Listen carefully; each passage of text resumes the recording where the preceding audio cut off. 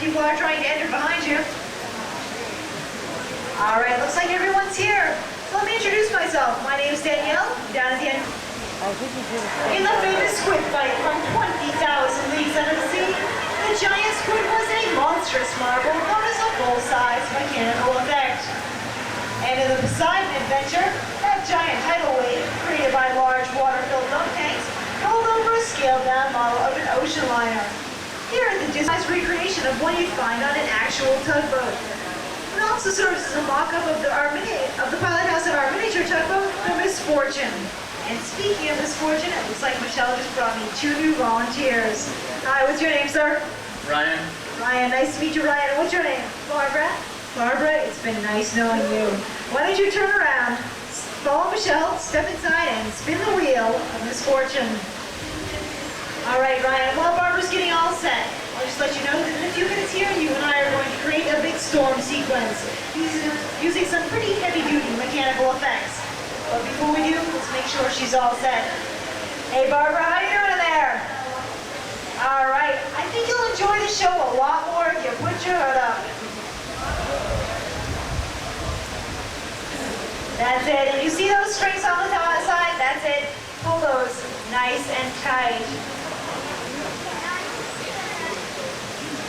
There we go.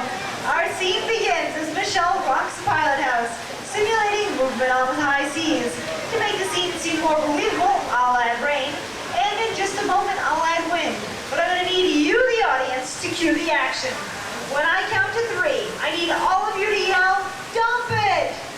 All right, let me do, Ryan. I need you to take this lever, push it all the way to the left, and hold it there, okay? Is everybody ready? All right, 1, 2, 3, dump it!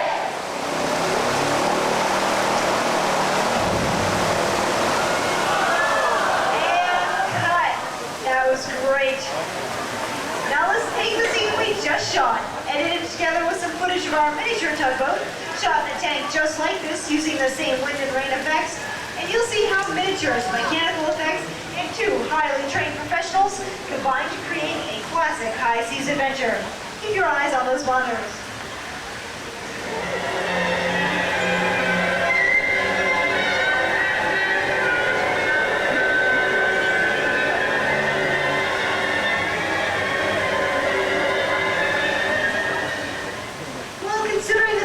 Ryan just dumped over 400 gallons of water over our skipper Barbara's head. I'd say she weathered the storm real well. Let's give them both a big round of applause. All right, now I bet you're wondering what else we can do in a tank like this. Well, recreating a full-scale naval battle at sea could really sink a film's budget. That's why we use miniatures like the ones you see here in our tank. But how do we film a miniature heading through the ocean? Your eyes on the monitors and we'll show you how it's done. If we leave the surface of the water flat, then our miniature looks fake. So we add waves. But if the waves are too big, then our boat looks like a toy floating in a bathtub. To get around these problems, we use large fans like the ones you see here to create small, fast-moving waves. Then, we slow the whole thing you see down to give it its proper scale. Lighting, smoke, sound effects, and dramatic music, our scene is almost complete. I say almost complete because we still need a few more things like explosions, provided by our underwater air cannons, a talented actor, provided by Ryan, and a highly skilled special effects expert who just recently retired from acting. All right, Ryan, you are now Captain Duck, commander of the SS, totally sinkable, in our action-packed adventure, All Hands on Deck. All right, here's your scene.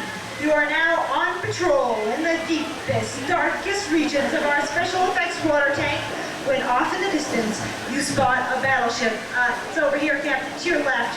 And run a torpedo through its bow section. Fire one! Nice shot. Unfortunately, that was one of ours. Enemy planes attack lock. Done, Captain.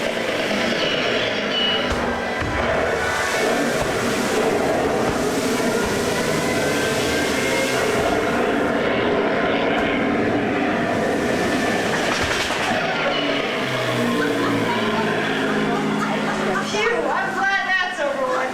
Or is it?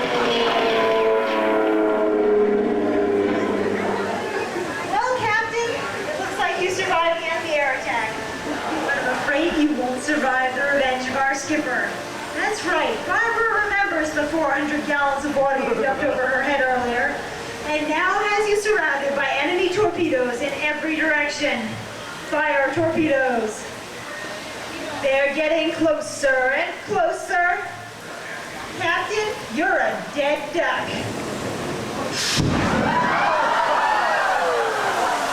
Nice job, Skipper. Now let's take a look at our captain's explosive performance in super slow motion.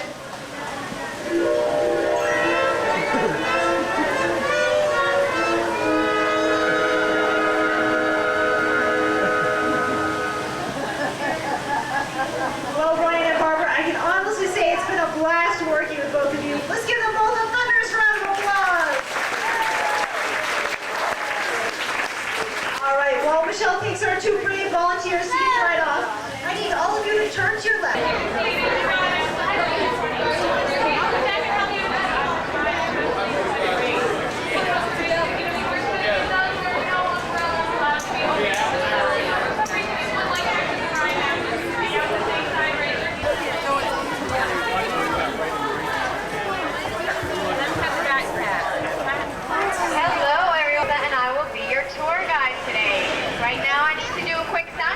Y'all can hear me? Can you please raise your hands to let me know? Okay, everyone in the back there, great. Now that I know that you can hear me, I know that you can hear my words of warning. Those of you seated on the right-hand side of the shuttle are going to be getting a little bit wet. But those of you seated on the left, well, you're going to be getting soaked. So, please do so now, because once the vehicle starts moving, there will be no standing or switching of seats permitted.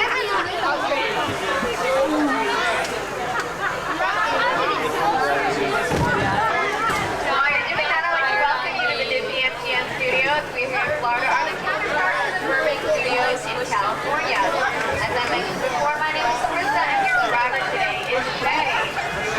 Take a look up high up in the sky, you'll be able to down by the Eiffel Tower. It was constructed to look like a water tank that Walt Disney had built in his Burbank Studios in 1939. The tower stands a lofty 13 stories tall and is capped off by a set of Mickey Mouse ears that weigh 2.5 tons each. And if you were wondering, that translates into a hat size of 342 3/8.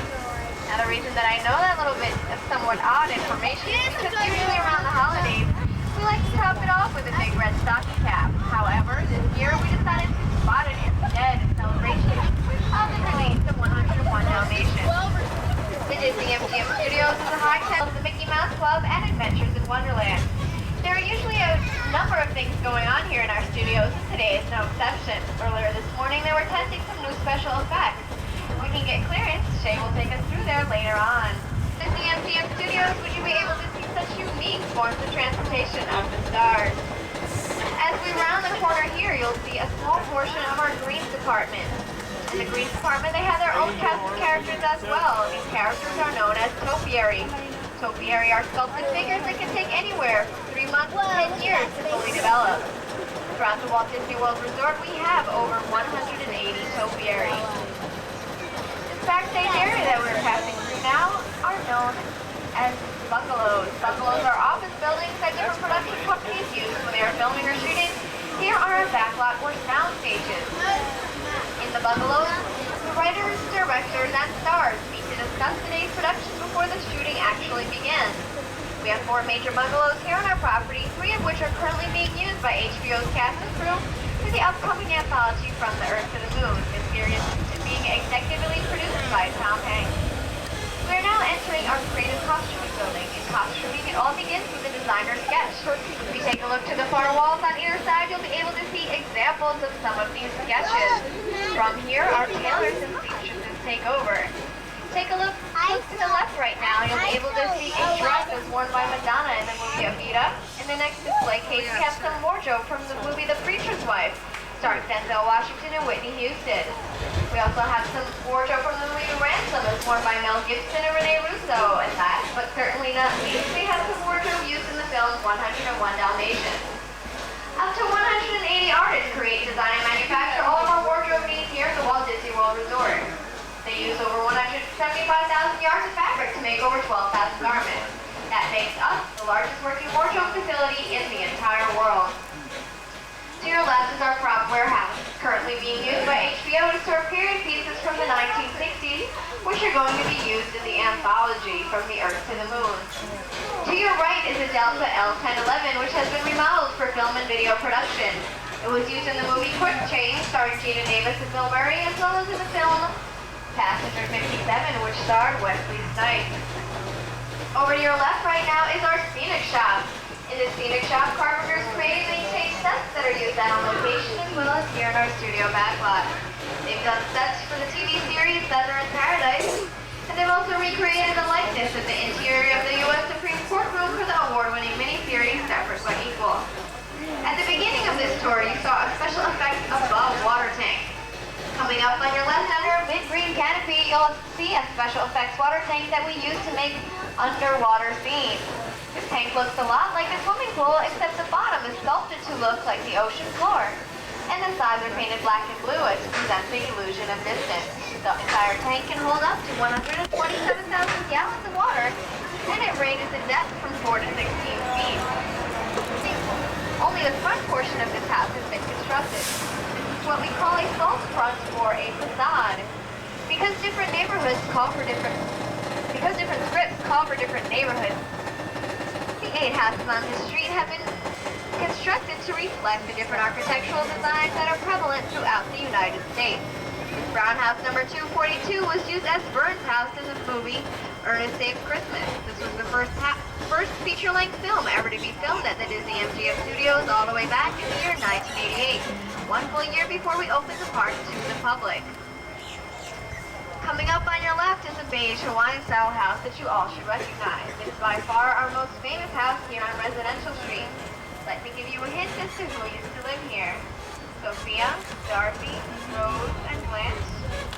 For those of you who haven't figured it out, yes, that's right, the Golden Girls. The exterior shots were filmed here in Orlando and combined with footage that was filmed out on a soundstage in California to make the TV series that you can see at home. Next door to the Golden Girls is the blue colonial-style house is home to Alice from the Disney Channel's Adventures in Wonderland. And across the street from Alice, the peach facade is home to the Westons from the hit sitcom Empty Nest. You remember in the TV series they were the next-door neighbors of the Golden Girls, but you can see here that they are actually across the street. We are now approaching me and Mo's used Star Lot. From the movie Dick Tracy, which starred Warren Beatty, Al Pacino, and Madonna. The Black Steamboat is from the TV series The 100 Lives of Black Jack Savage. The missile was used in the TV series Thunder in Paradise. The tank and the other military vehicles next to it are from the movie Indiana Jones and the Last Crusade. If you'll take notice, the metal treads are actually rubber. This was done to save on wear and tear on the stunt actors that had to be thrown on top of the tank.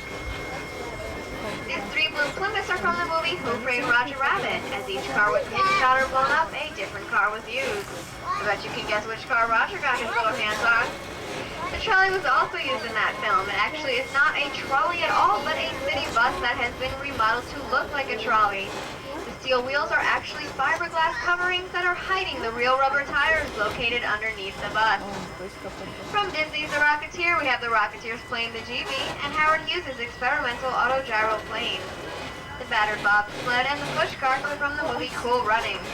Take a look across the canal right now. You'll be able to get a real backstage view of Residential Street. As you can see, the architectural details like the shingles on the roof stop just out of camera range. We only build what the camera needs to see here. This is an old Hollywood trick we call saving money. This large standing set that we are now approaching has been used in a number of TV commercials and specials. Sometimes they film special effects back here, but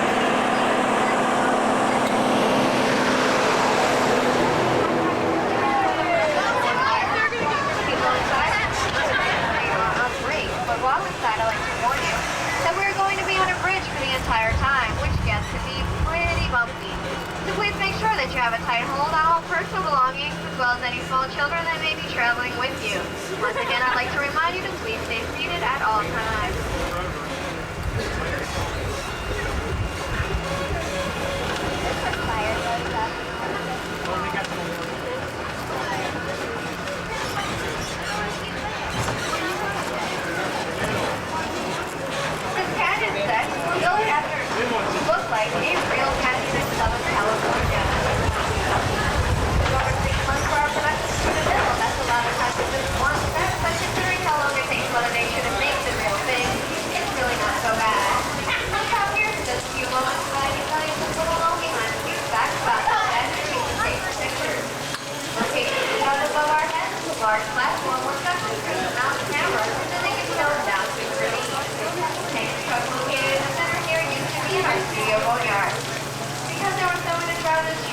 across the ravine, we had to hoist it up over the canyon wall with the assistance of a crane and lower it down gently into the spot that you see here. After that, they're seeing that they're demonstrating a special effect crane set.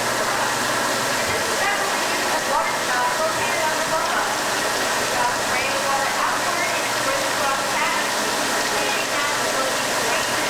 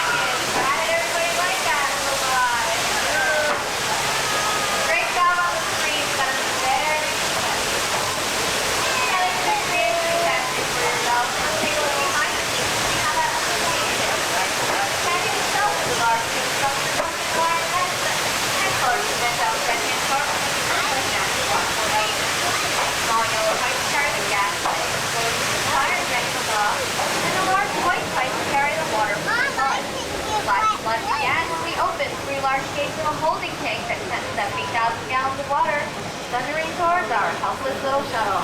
And to create even more excitement, we use those green air cannons in the back there to shoot the water towards us. These air cannons are so powerful that if we were to take one to New York City and stuff a basketball down inside, we'd be able to shoot that basketball over the top of the Empire State Building. That earthquake that you just experienced was created with the help of a hydraulic shaker table system. And these tables are so powerful that if we were to place a small car on top of one of the tables and turn the power all the way, that little car would be thrown over the side of the railing and down into the sea. The power set was designed with the help of a pilot system technique. What seems like an out-of-control disaster is actually a sequence of computerized steps and events. The entire set can be reset, all the water recycled in just 3.5 minutes. That gives us just enough time to bring in another shuttle of victims. Then here they go down.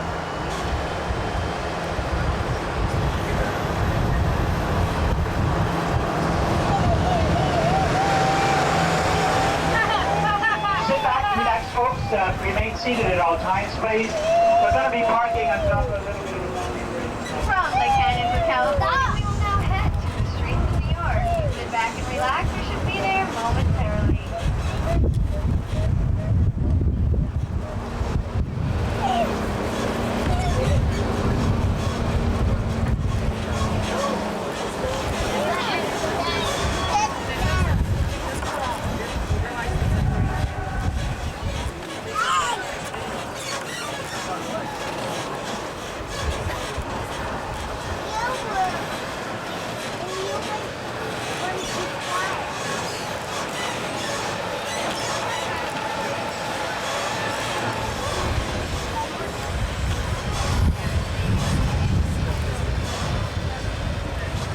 Take a look over to your left right now. You'll be able to see what appears to be a small town church, but as you round the corner from Residential Street, it turns into what appears to be a big city cathedral. And this is very appropriate considering we are now approaching New York Street. As we pass by that Washington Square arch, take a look through the arch and you'll be able to get a unique photographic opportunity. You'll see what appears to be the New York City skyline right here in Orlando, Florida. The buildings themselves are actually painted glass. This is an old movie trick that we call forced perspective. It is exemplified here by the Empire State Building. The real one is over 100 stories tall, and ours here is just a little over 4. That mechanical monster to your right is a dipmobile. In the movie Who Framed Roger Rabbit, the dipmobile signaled the end of the tunes. Unfortunately, here it signals the end of the guided portion of your tour.